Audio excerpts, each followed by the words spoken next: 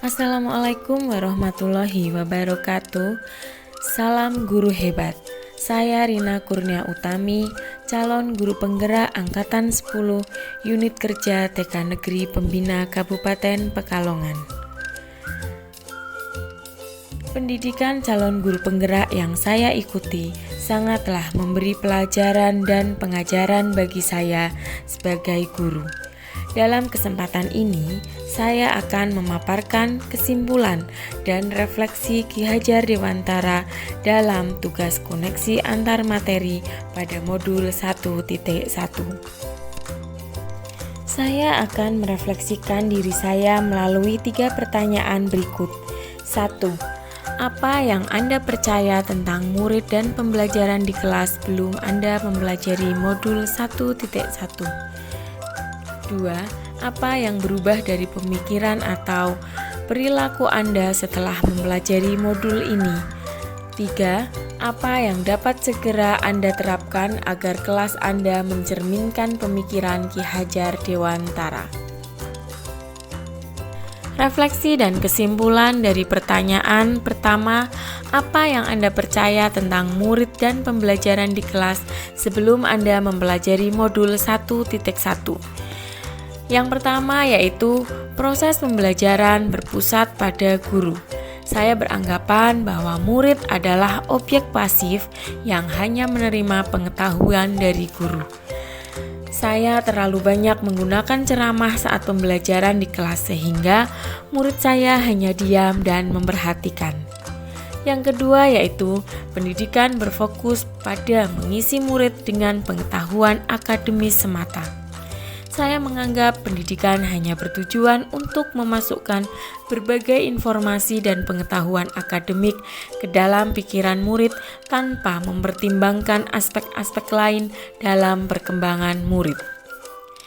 Yang ketiga yaitu guru kurang memahami karakteristik murid. Saya cenderung menyamaratakan kemampuan anak dengan melakukan pembelajaran yang monoton tanpa memperhatikan perbedaan karakteristik murid di kelas saya. Pertanyaan yang kedua adalah, apa yang berubah dari pemikiran atau perilaku Anda setelah mempelajari modul 1.1?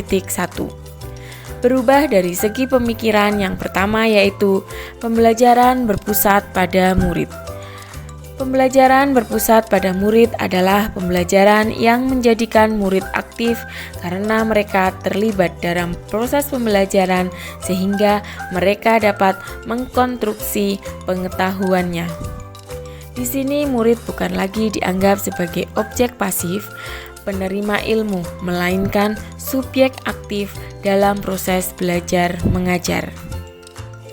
Yang kedua yaitu pendidikan tidak lagi semata-mata berfokus pada mentransfer pengetahuan akademis kepada murid, tetapi juga bertujuan untuk membentuk karakter, mengembangkan bakat, dan meningkatkan kecerdasan spiritual murid. Saya menjadi lebih memahami bahwa pendidikan tidak lagi sebagai kegiatan untuk mengisi murid dengan pengetahuan semata, tetapi lebih dari itu, pendidikan harus mampu mengembangkan murid secara menyeluruh, baik dari aspek intelektual, karakter, bakat, maupun spiritual. Yang ketiga yaitu menghargai setiap perbedaan karakteristik murid. Anak terlahir ke dunia ini berbeda setiap individunya. Mereka memiliki keunikan-keunikan tersendiri.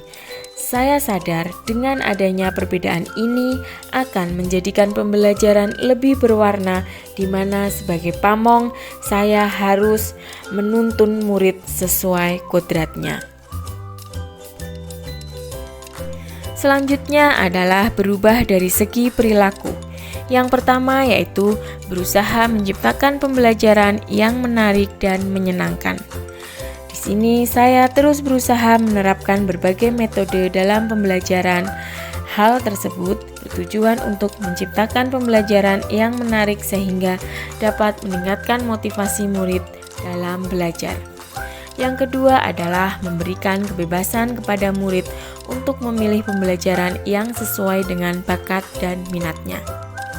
Yang ketiga yaitu menuntun murid untuk mengembangkan potensi atau bakat yang dimilikinya sesuai dengan kodrat alam dan kodrat zaman melalui kegiatan observasi dan pendekatan secara personal, sehingga guru akan tahu potensi dan bakat yang dimiliki murid, sehingga mampu menuntun perkembangan potensi dan bakat murid secara maksimal. Pertanyaan yang ketiga adalah apa yang dapat segera Anda terapkan lebih baik agar kelas Anda mencerminkan pemikiran Ki Hajar Dewantara. Yang pertama yaitu merancang dan melaksanakan pembelajaran yang interaktif dengan melibatkan murid sehingga mereka mendapatkan pembelajaran yang bermakna dan menyenangkan. Yang kedua adalah menerapkan konsep merdeka belajar. Berikan kebebasan kepada murid untuk bereksplorasi dan menentukan pembelajaran baik akademik maupun non-akademik. Guru harus kreatif agar murid bisa dibimbing dan diarahkan sesuai dengan kodratnya.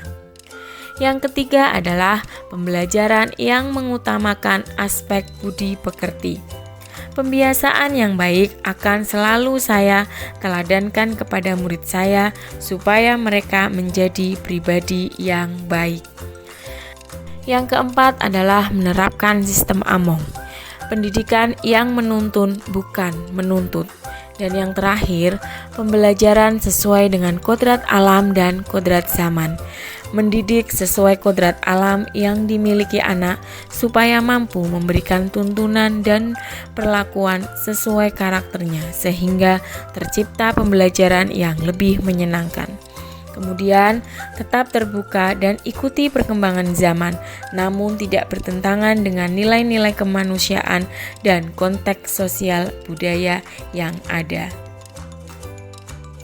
Dengan demikian, pendidikan adalah menuntun anak sesuai dengan bakat dan minatnya. Pendidikan sejatinya berhamba pada anak.